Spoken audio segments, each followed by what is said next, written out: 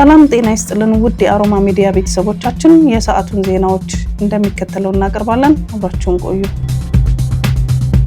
በኢራቅ በጀልባ ላይ በተጠመደ ቦምብ በሁለት ነዳጅ ጫኝ መርከቦች ላይ ጥቃት መፈጸሙን የወደብ ኩባንያዎች አስታውቀዋል።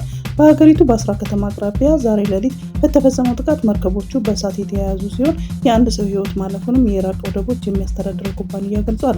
አደጋውን ተከትሎ በመርከቦች ላይ የነበሩ 25 ሰዎች ሕይወት ማትረፍ መቻሉንና ሌሎች ሰዎችን ለመታደግ ፍለጋዎችን መቀጠላቸውን የኩባንያው ኃላፊ ጠቅሰው ሮይተርስ ዘግቧል። ጥቃቱ የኢራን እንደሆኑ በታመነባቸው ሁለት ጀልባዎች ላይ በተጠመደ ቦምብ መፈጸሙን የተገለጸ ሲሆን ተጨማሪ ምርመራ እየተደረገ ነው ተብሏል። ጥቃቱን ተከትሎ የኢራቅ የነዳጅ ጫኝ መርከቦች ሙሉ በሙሉ እንቅስቃሴ ማቆማቸውን የተገለጸው በሁለቱ ነዳጅ ጫኝ መርከቦች ላይ የተፈጸመውን ጥቃት ጨምሮ በቀጠናው ከሰሞኑ መጠነ ሰፊ ግጭት ከተጀመረ ወዲህ 16 መርከቦች የጥቃት ሰለባ መሆናቸውን ዘገባው አመላክቷል። በደቡብ ምዕራብ ኢትዮጵያ ህዝቦች ክልል በህገወጥ መንገድ የሀገርን ሀብትና የህዝብ ደህንነት አደጋ ላይ ለመጣል ሲንቀሳቀሱ የነበሩ 24 ግለሰቦች በቁጥጥር ስር ዋሉ። ባለፉት 15 ቀናት በክልሉ 6 ዞኖች በተደረገ የተቀናጀ ኦፕሬሽን ከ5000 ሊትር በላይ ነዳጅ፣ ከፍተኛ መጠን ያለው ቅሸቡና የተለያዩ የጦር መሳሪያዎችና ጥይቶች፣ ለጤና አደገኛ የሆኑ ህገወጥ መድኃኒቶችና የደን ውጤቶች በቁጥጥር ስር ውለዋል።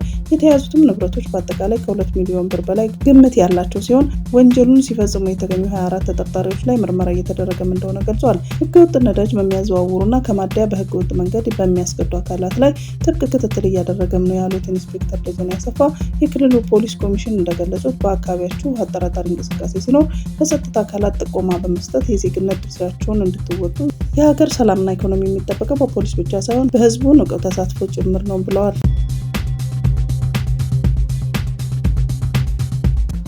በናይጄሪያው ቢሊየነር አሊኮ ዳንጎቴ ባለቤትነት የሚመራው ግዙፍ የነዳጅ ማጣሪያ ፋብሪካ በተጣሩ የነዳጅ ምርቶች ላይ የዋጋ ቅናሽ ማድረጉን ይፋ አደረገ። ኩባንያው ባወጣው መግለጫ መሰረት በቤንዚንና በናፍጣ ምርቶች ላይ ይህ የዋጋ ማስተካከያ የተደረገው በዓለም አቀፍ ገበያ ላይ የታየውን የድፍድፍ ነዳጅ ዋጋ መቀነስን ተከትሎ ነው። ባለፈው ሰኞ የብሬንት ድፍድፍ ነዳጅ ዋጋ በአንድ በርሜል $119 በመንካት ከሰኔ 2022 ወዲህ ከፍተኛውን የዋጋ ጭማሪ አሳይቶ ነበር። ሆኖም የቡድኑ 7 አባል ሀገራት ያላቸውን የነዳጅ ክምችት ወደ ገበያ ሊለቁ እንደሚችሉ ማስታወቃቸውን ተከትሎ የነዳጅ ዋጋ በአንድ በርሜል ከ$90 በታች ዝቅ ብሏል። የዳንጎቴ ማጣሪያ ፋብሪካም ይህንን የዓለም አቀፍ ገበያ መረጋጋት መሰረት በማድረግ ለተጠቃሚዎች ዋጋ ቅናሽ ማድረጉን አስታውቋል። የኩባንያው ዋና ስራ አስፈጻሚ ቀደም ሲል በመካከለኛው ምስራቅ ካለው ቀውስ ጋር ተያይዞ ሊከሰት የሚችለውን የኃይል እጥረት ለመከላከልና የናይጄሪያ የነዳጅ ዋስትና ለማረጋገጥ በትኩረት እንደሚሰሩም ገልጸው ነበር።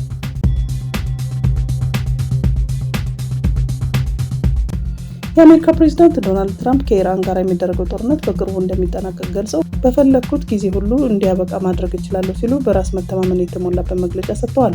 ትራምፕ አክለውም በኢራን ውስጥ ምንም ኢላማ የሚደረግ የቀረ ነገር የለም በማለት አሜሪካና እስራኤል ከየካቲት 21 ቀን 2018 ዓ.ም ጀምሮ የከፈቱትን ጥቃት የጠላትን አቅም ማዳከሙን አመላክተዋል። በአንጻሩ የእስራኤል መከላከያ ሚኒስትር ኢዝራኤል ካትስ ጦርነቱን ያለምንም ጊዜ ገደብ ይቀጥላል በማለት ከትራምፕ የተለየ የቆየ ቆይታን ፍንጭ ሰጥተዋል። ካትስ የጋራ ዘመቻው ዓላማዎች እስኪሳኩ ድረስ ውጊያው እንደሚቀጥል ቢገልጹም የትራምፕ በፈለኩት ጊዜ አበቃዋለሁ ባይነት በሁለቱ አጋሮች መካከል የጦርነቱን ፍጻሜ በተመለከተ የተለያየ አቋም መኖሩን አመላካች ሆኗል።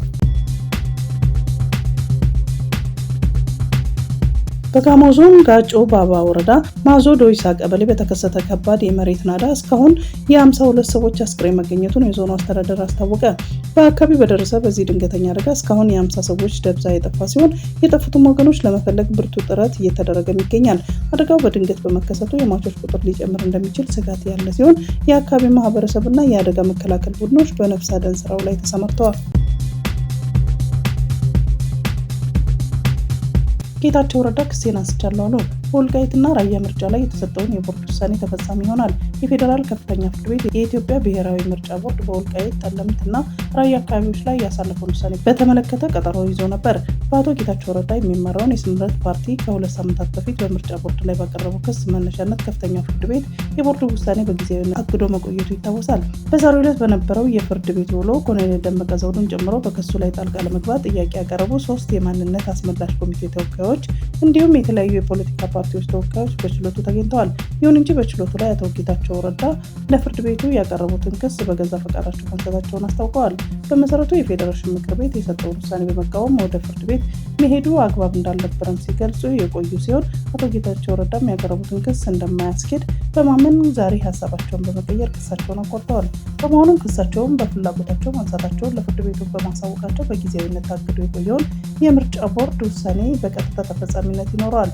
አክለውም አቶ ጌታቸው ጉዳዩ በአስተዳደራዊ መንገድ እንዲታይላቸው ጥያቄ ማቅረባቸውን ተገልጿል።